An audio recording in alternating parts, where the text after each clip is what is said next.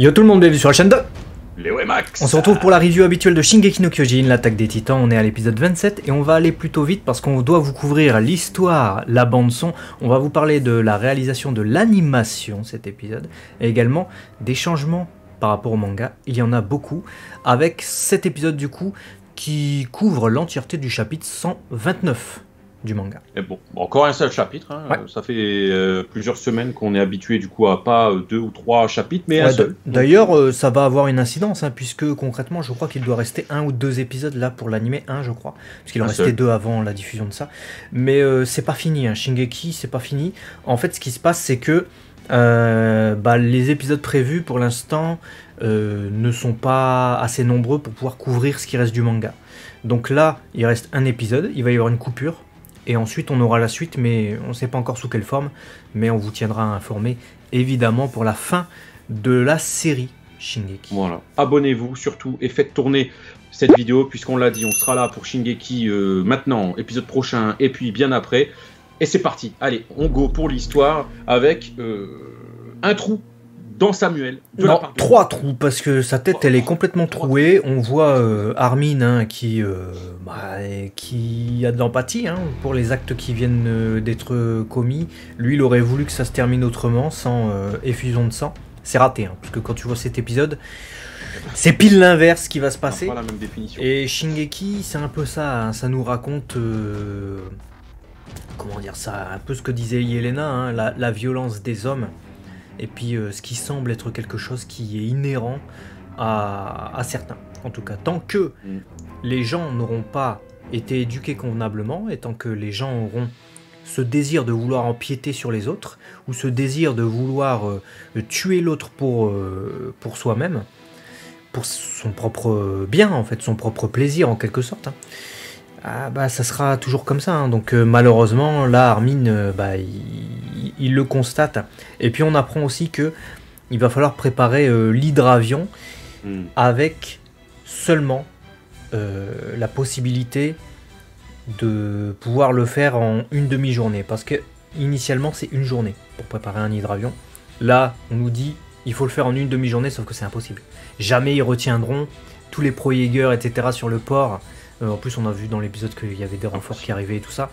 En une demi-journée, c'est impossible. Et surtout que Hanzi dit bien que les colossaux auront déjà dévasté plus de 600 km au-delà des côtes. Et voilà, il est estimé du coup que en 4 jours, le monde serait totalement dévasté. Voilà, on te pose les bases et on n'est qu'au début de l'épisode. Et rien que là, t'es en PLS en fait. Parce que ça... des trous dans tes potes, on te dit faut l'hydravion, on est en train de se battre, mais peut-être pour rien. Alors déjà là tu dis ok, bon faut rester motivé les gars, on va trouver une solution, on va voir. Et surtout qu'ils sont acculés, tu vois, ils sont au sous-sol tout, eux, alors que t'as les titans qui sont dehors, etc. C'est compliqué. Et puis au moment justement où il y a ces paroles d'Hanzi, t'as Jean qui a un flashback, c'était assez étonnant, ça, je vous en reparlerai dans la partie changement, parce qu'il a des flashbacks de gens qu'on n'a pas encore vus en fait dans l'animé. Ouais. De gens, pas lui, de personnes. Je vous en parle après. Je les ai vus, j'ai fait c'est qui ces gars. Bon, je me suis dit peut-être des potes et tout, mais bon, tant mieux si tu nous en parles après, ça viendra renforcer un petit peu les questions qu'on peut se poser. Mais dans tout ce bordel, il y a quand même une bonne nouvelle, c'est que Kiyomi, elle arrive comme ça, elle fait bon, j'ai peut-être une idée. J'ai une idée, on va se rendre à Odira, qui est une ville côtière, Mar, du coup. Mais du coup, on va prendre l'hydravion. Et on va l'emmener en bateau, voilà, dans un hangar que possède les Azumabito. Et pour faire ça, il faut préparer le bateau non pas en 30 mais en 15, parce qu'il y a gros coup de pression en mode il nous faut 30 minutes, non, t'en as 15. T'as 15 minutes pour le préparer. Un Magat pour qui embarquer, met des coups de pression. On prend l'hydravion et on va là-bas.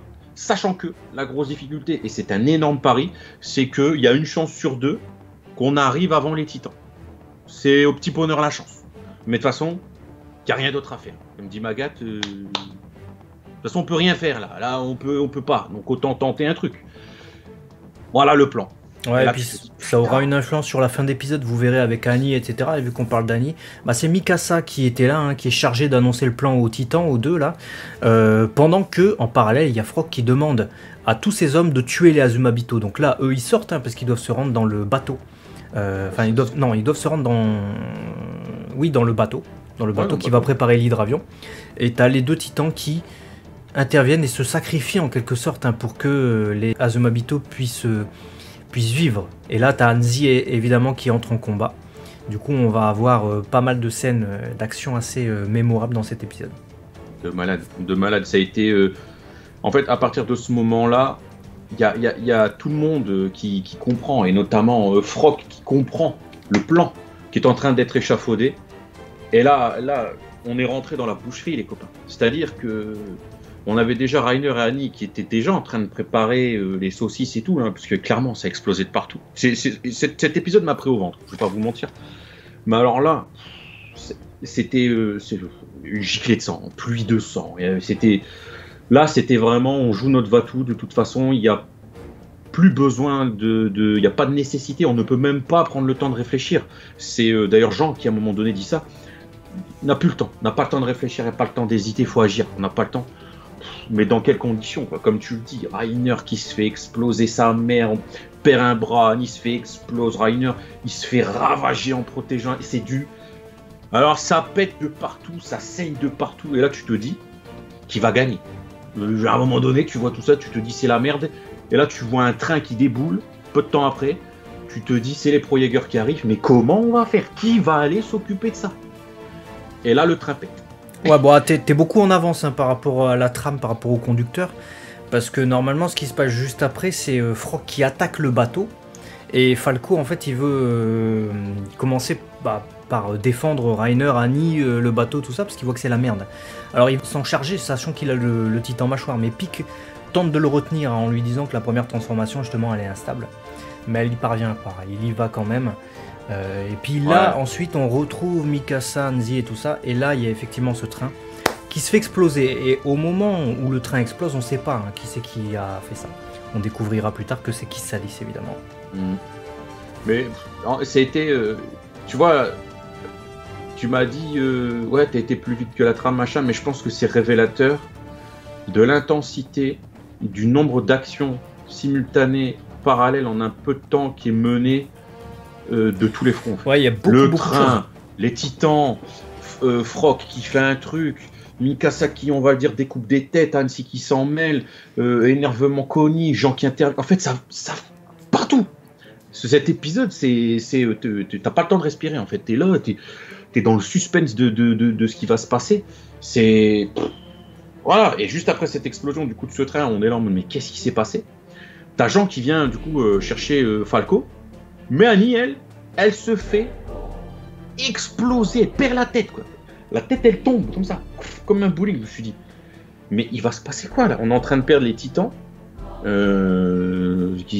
va se passer quoi? Tu vois quand même qu'ils sont bien entraînés, leurs lances, elles sont super efficaces, les Pro-Jaeger. C'est pas Mikasa, c'est pas Eren d'antan avec ses lames et tout ça, c'est pas les autres, etc. C'est les seconds couteaux, ceux qu'on voyait en arrière-plan dans les saisons précédentes, ou même de nouvelles têtes qui ont été créées pour cette fin de saison. Mais ils sont bons. Ils réussissent à dominer finalement Reiner et Annie, qui de toute manière sont acculés parce qu'ils sont en protection, ils peuvent pas mener toutes les actions qu'ils veulent, ils sont obligés de protéger les Azumabito, le bateau, etc. Et du coup ça force Connie à entrer en action. Lui qui était un peu le dernier finalement à vouloir lever les armes contre ses anciens compagnons, il a été forcé dans l'épisode précédent au terme d'une scène déchirante où il tue Daz et Samuel, et là dans cet épisode là, alors là il fait pas de quartier le gars. Quand il rentre en action, ça y est, il a vrillé là, il sait mec que maintenant il peut plus hésiter, boum boum boum, c'est lui le premier à couper des gens. T'as l'impression qu'il a laissé son âme quand il a tué son pote, tellement en fait il devient violent quoi, il dépece les Pro-Jaeger, il sauve ses anciens ennemis, c'est paradoxal en fait, c'est-à-dire que c'était le gars, tu vois, il a des principes, Connie, et puis c'est un peu normal, et puis l'amitié, je pense c'est important, non, on est d'accord. Donc voilà, ça peut aider, ouais. Mais là il y a vraiment ce paradoxe où pour sauver le monde finalement, ce petit groupe va aller tuer ses proches. C'est pile l'inverse, vous remarquerez, de ce que fait Eren, c'est-à-dire que lui c'est pour sauver ses proches, il va tuer le monde. Donc on a vraiment cette opposition qui est bien rendu, je trouve. Et d'autant plus quand on met en avant des personnages comme Connie, chez qui c'est très douloureux.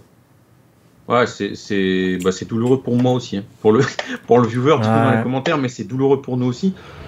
Et puis là, on commence à assister à une Mikasa qui fait preuve d'un sang-froid et d'une violence progressive là. Elle coupe des têtes, elle prend le sang, le faux sol, elle s'en balèque, elle fait des pluies de sang au fur et à mesure. Tu te dis, alors la meuf, froideur extrême, mais d'une violence. J'ai pas envie de l'avoir en tant qu'ennemi, Mikasa. Mais elle s'interdit d'hésiter également. Tu as ce parallèle avec Jean aussi, qui lui, maintenant, est beaucoup plus froid et beaucoup plus clinique également. Ouais, parce qu'ils savent que là, maintenant, déjà, leur plan, il tient qu'à un fil. Hein. Je veux dire, le fil, il peut être vite rompu. Et en plus de ça, c'est les derniers à pouvoir sauver le monde du grand terrassement. Du coup, ils n'ont pas trop le choix. Et en parallèle, tu as le charrette qui est pris pour cible. Donc ça met le monde en danger, et puis t'as Frog qui passe à l'action. Tout semble désespéré en plus à ce moment-là, hein, parce que à ce moment-là, ouais, tu dis. Voilà, tu dis le charrette il va se faire niquer. Reiner, Annie ils sont hop. Les Azumabito du coup c'est une cible facile. Et là t'as Falco. Transformation. Falco transformation. T'as pensé quoi de cette transformation? Parce que évidemment, comme tous les précédents titans qu'on avait vus, hein, le mâchoire de Galliard était différent du mâchoire de Ymir. Là, le mâchoire de Falco est également différent. Ouais, quand je l'ai vu, je me suis dit, c'est le mâchoire ça? J'ai cru que c'était Titan Pingouin. Après, tu choisis. Titan Pingouin. Non, en fait, ouais, ça fait plus un bec que le mâchoire de Galliard, qui était vraiment plus... presque comme une tête de lion, mais tu vois vraiment dans le sens, il était un peu plus rond qu'une grosse crinière et des dents. La symbolique du mâchoire était plus forte visuelle. Là, ouais, tu vois qu'il a une sorte de bec qui doit être acéré comme je ne sais quoi. De toute façon, on le voit quand il chope le coup de pique un peu plus tard. Hein. Tu vois bien à quel point ça coupe. Hein. Mais ouais, c'était une autre typologie de transfo, mais limite, je l'ai trouvé hybride en fait. J'ai trouvé que ouais, je sais pas, il y avait encore beaucoup de traces d'humanité dans sa transfo comparativement peut-être à certains titans qui se transforment. On voyait encore la bouche humaine de Falco derrière le bec, son torse, son ventre. Je trouvais sa transfo. Elle m'a étonné en fait, pas dans le mauvais sens ou dans le bon sens, hein. Elle m'a étonné, je m'attendais pas à le voir comme ça, donc à voir ce que ça veut dire. Ce que ça veut dire c'est qu'il est incontrôlable effectivement comme Pic l'avait dit, hein, et du coup c'est un peu la merde puisque c'est lui qui est censé sortir les siens de la situation compliquée, mais en fait il cause plus de problèmes qu'autre chose, hein, puisqu'il y a des problèmes liés au titan de Falco qui se déchaîne un peu sur les toits, et de l'autre côté Froc, lui il pète son câble. Scène épique, on va en reparler dans quelques instants avec l'animation. Et là, il est prêt à faire couler le bateau, il va lancer une lance justement dessus, et il se fait abattre par qui? Gabi. Ouais, Gabi, putain, mais Gabi, mais elle, c'est le sniper du game. Elle est tout le temps là, ouais. Elle vise, mais je crois là, le haki de l'observation dans One Piece, la meuf. C'est un truc, tout ce qu'il faut, elle est dans le game. Incroyable. Gabi... je sais pas si c'est bien, parce que je sais plus ce qu'il faut croire, mais en tout cas, elle a réussi son coup. Ça, c'est ce qu'il faut se dire. Donc, et c'est le moment où Falco, du coup, qui commet quelques troubles, hein, se retourne contre Pic. C'est le moment dont tu parlais tout à l'heure. Mais heureusement, tu as à la fois Pic et à la fois Magat qui gèrent. Hein, ils arrivent du coup à libérer Falco. On a eu plus de crainte que de dommages finalement. J'ai l'impression avec Falco. Ouais, je m'étais dit non, ils vont réussir à intervenir quand même. Bon, heureusement c'est ce qui s'est passé, mais c'est vrai que ouais, quand on te dit que la première transformation elle est instable, je t'avoue que quand ils l'ont sorti, je me suis dit bon, le cauchemar est passé, normalement deuxième transfo s'il y a nécessité, puisqu'ils partent quand même affronter Eren avec une quantité de titans primordiaux suffisamment élevée pour être utilisés, sinon je vois pas l'intérêt. Je me dis que prochaine fois, au moins on a passé le cap de la... Comment dirais-je, de l'instabilité. Ça servait peut-être même à ça scénaristiquement. On verra s'il réapparaît, mais s'il réapparaît, effectivement, on pourra se dire que en fait, il fallait la transfo et scénaristiquement, c'était le mieux de la déclencher là maintenant. Comme ça, on fait ça et puis c'est vite réglé. Et du coup, bah, ça permet à tout le monde d'embarquer sur le bateau. Le bateau part, mais t'as qui reste? Magat qui décide de faire sacrifice en fait. Hein. Le gars, il fait ouais, je vais juste, je vous couvre. En fait, le gars, il avait tout planifié, il sait qu'il y a un deuxième bateau, etc. Mais lui, il est pris pour cible, mine de rien, sur le port, puisqu'il reste encore quelques pro-Jaeger. Et là, on a qui arrive? Le mystérieux gars qui était présent à la fenêtre dans l'épisode 24. On avait une silhouette, hein, vous savez, quand la charrette partait avec toute l'alliance des Avengers, là, on savait pas qui c'était, qui était à cette fenêtre. Alors, on pouvait deviner, mais en tout cas, ça n'était pas révélé. C'est révélé avec cet épisode, c'est Kissadis. Et du coup, bah, les deux s'allient. Voilà, ils font connaissance et s'allient en même temps pour faire couler ce navire qui pourrait être un véritable danger du coup pour le premier navire qui porte l'hydravion. Et du coup, bah, ils veulent faire exploser la salle de poudre. Donc, je trouvais que la scène était quand même assez, était forte en émotion parce que les deux font connaissance, les deux ont quelque part une envie de sacrifice, l'un et l'autre parce que voilà, ils ont envie de se repentir aussi de ce qu'ils ont fait. Repentance. Ouais, c'est ça. Ils font vœu de repentance en faisant ça, parce que bon, Magat qui supporte pas l'idée d'avoir enrôlé des gosses à la guerre, de les avoir transformés et d'en avoir fait de la chair à canon ou des guerriers qui ne vont peut-être que mourir au combat, alors que ce qu'il aurait voulu simplement, c'est bouffer des guesses autour d'un barbecue. Tu vois, j'exagère, mais c'est l'aspect prosaïque que je veux souligner. Donc en fait, il s'en veut, et puis bon, il y a une sorte d'amitié naturelle qui se lie entre les deux en mode, bah non, je pense qu'ils seront fiers de toi, et puis voilà, donc bref. Symboliquement, c'est très fort, hein, c'est-à-dire que c'est deux ennemis normalement naturels, puisque c'est un peu un dirigeant, un ancien capitaine Mar, hein, maintenant qui est maréchal, et un dirigeant également formateur du côté eldien sur l'île du Paradis, bataillon d'exploration. Donc on a vraiment deux opposés, c'est-à-dire qu'on a celui qui a formé les troupes actuelles des pro-Jaeger, et évidemment du groupe de Jean, Connie et les autres, et celui qui a formé les troupes de Mar, avec Reiner, Annie et la nouvelle génération Falco, Gabi. Et en fait, bah, ils ont rien à se... Ils ont tout en commun en fait, si vous voulez. Comme quoi, si les gens se parlaient, si les gens se rencontraient, peut-être que ça touche encore des thèmes forts à Shingeki. Mais la finalité de tout ça, c'est que bah, du coup, ils meurent ensemble. Voilà, que dans une symbolique très forte, bateau qui explose. Et du coup, bon, bah, sacrifice des deux, Théo Magat et Kissadis, générique. Et là, attention, il fallait être vigilant. J'espère que vous n'avez pas loupé ce passage-là, puisqu'il y avait une scène post-générique. Donc il fallait être attentif, parce qu'effectivement, après l'ending, fallait pas couper, fallait pas faire ah non, je veux absolument pas savoir ce qui va se passer la semaine prochaine, parce qu'il y avait une scène, l'épisode continuait. Donc si vous l'avez pas vu, regardez-la maintenant, parce qu'on va en parler.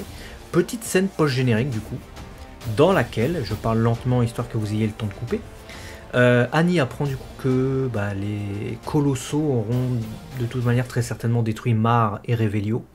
Donc elle s'effondre. Hein. Là, elle perd toute sa motivation, toutes ses forces, parce qu'elle se battait pour pouvoir sauver son père.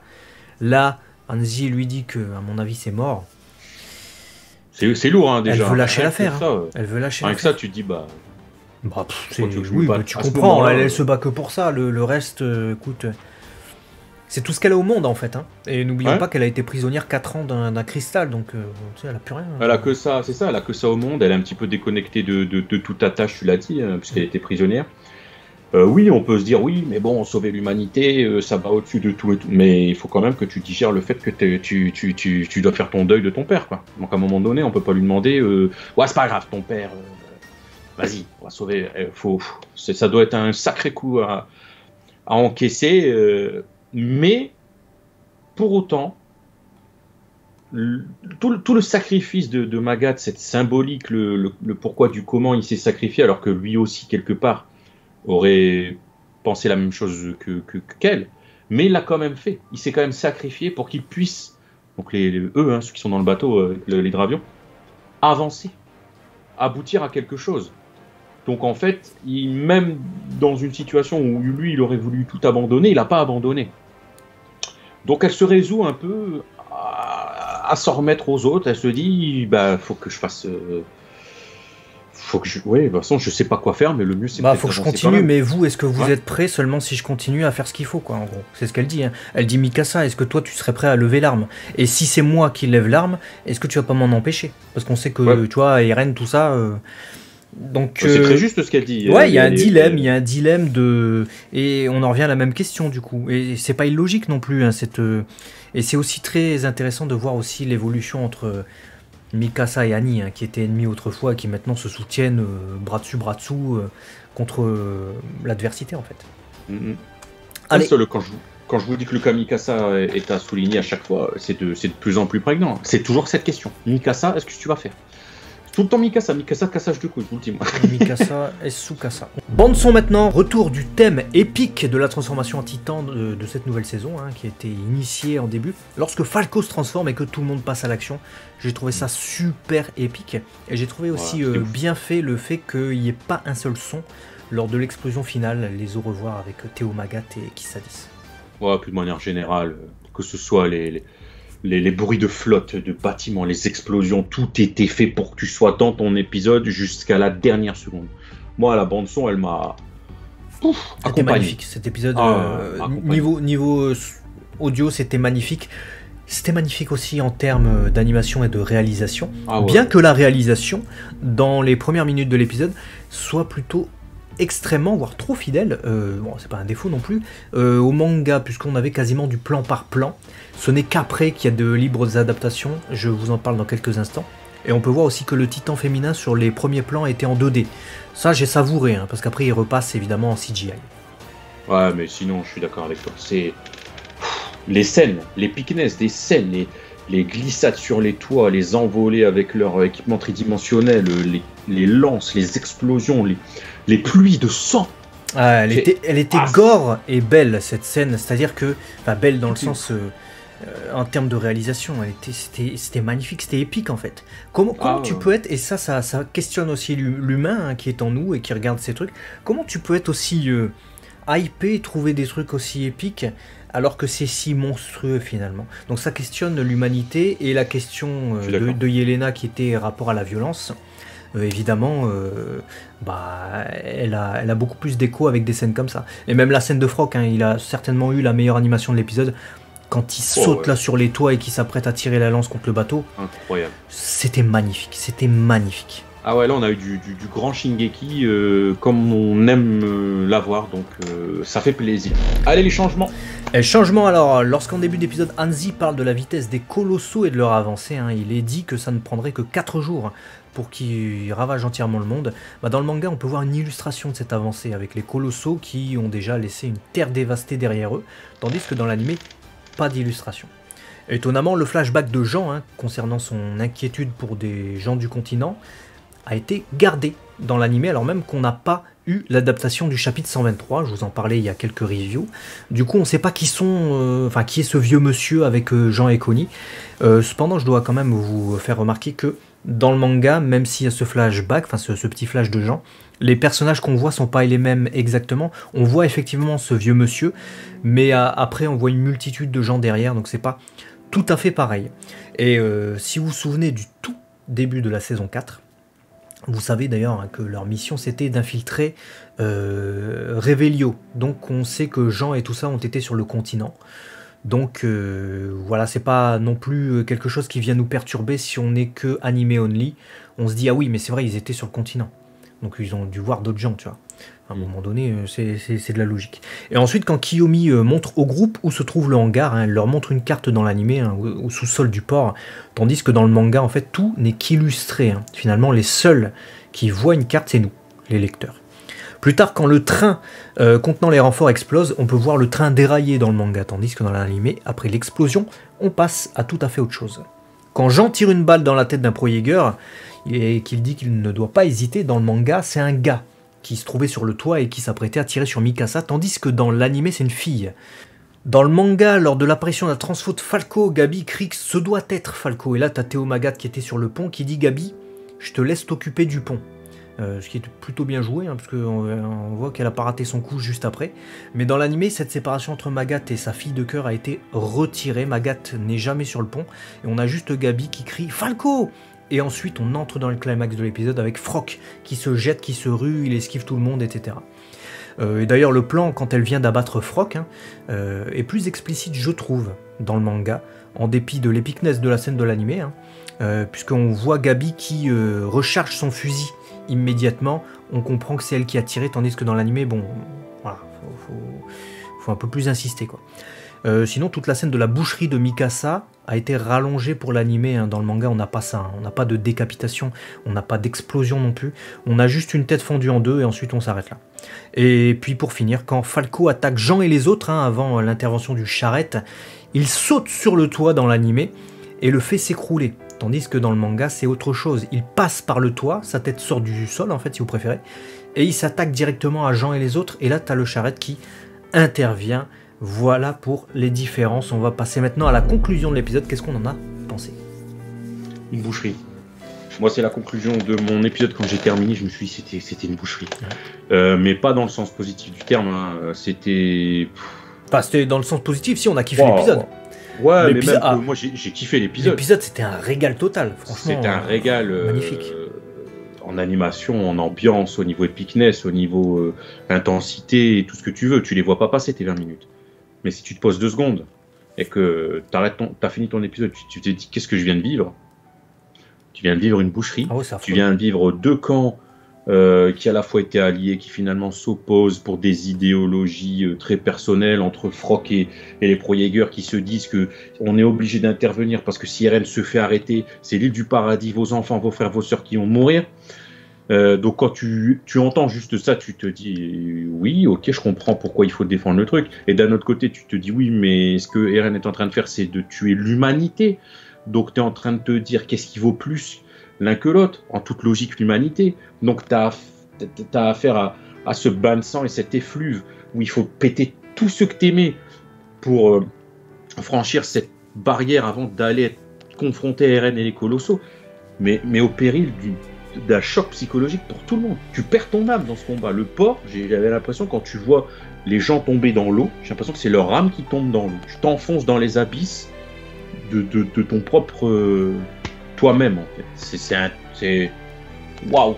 Je suis tout à fait d'accord. Je suis tout à fait d'accord. Alors en termes d'action pure, je pense que Mikasa a été brillante dans cet épisode. Elle s'est un peu sorti les doigts et on a revu la Mikasa des saisons précédentes. Bon, elle découpait des titans avant, maintenant c'est des gens. Même Frock a eu son heure de gloire, c'était épique toute cette scène. Et même en détestant le personnage, tu ne peux que te dire... le gars il a ses convictions et voilà, il voulait mourir pour ses convictions, quoi. Il y allait et il était convaincu. Quand il dit c'est moi qui sauverai Eldia, c'est tellement bien interprété, c'est tellement bien joué et c'est tellement épique qu'effectivement il a... Ouais, c'est le guerrier qui va jusqu'à la mort, quoi. Donc tu comprends cette détermination et parce que cette détermination on aime la voir chez les personnages et même s'ils sont dans des camps opposés, tu te dis ouais, c'est beau. Alors c'est un enfoiré jusqu'alors, ce qui fait, il nous est décrit un peu comme un psychopathe, même si je suis pas en train de remettre en cause ses convictions de vouloir protéger les siens. Là, je suis en train de parler du personnage un peu avec les sourires et tout. J'ai préparé des plans et tout. Je suis un FDP, je tue des gens froidement, etc. Mais c'était tellement beau. Et Annie aussi, on arrive à avoir de la peine pour elle. Vraiment, dans cet épisode, elle est pitoyable dans le sens littéral du terme. Je suis pas en train de médire sur elle, je suis pas en train d'être médisant envers Annie, que j'aime de plus en plus.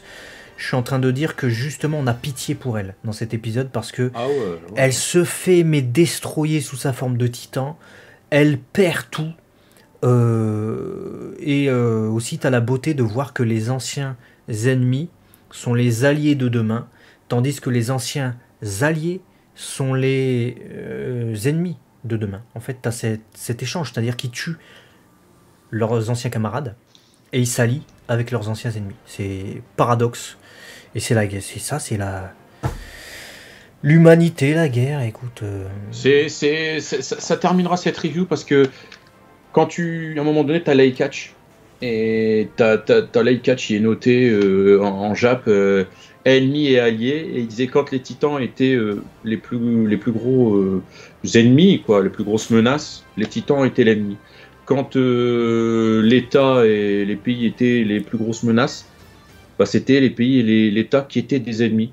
Donc, aussi longtemps que les gens resteront bornés dans leurs propres croyances, il y aura toujours un ennemi en face.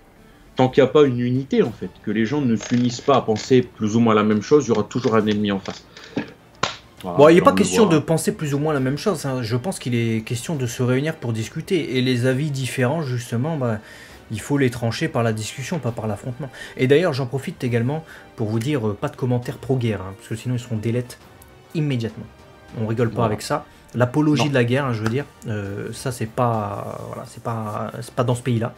En tout cas dans le pays dans lequel on est nous. Il n'y a pas de ça avec nous.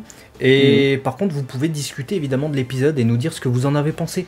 Quel personnage vous a fait frissonner? Quel moment vous a fait vibrer? Quel moment vous a fait pleurer? Tout ça, c'est dans les commentaires, sans spoiler évidemment. Ou si vous voulez parler d'un peu plus de ce qui se passe dans le manga, mettez une grosse balise de spoiler et descendez plusieurs lignes. Voilà, merci d'avoir suivi cette review et à très vite sur la chaîne de Léo et Max. On vous fait des bisous et partagez les copains. On vous aime. Ciao.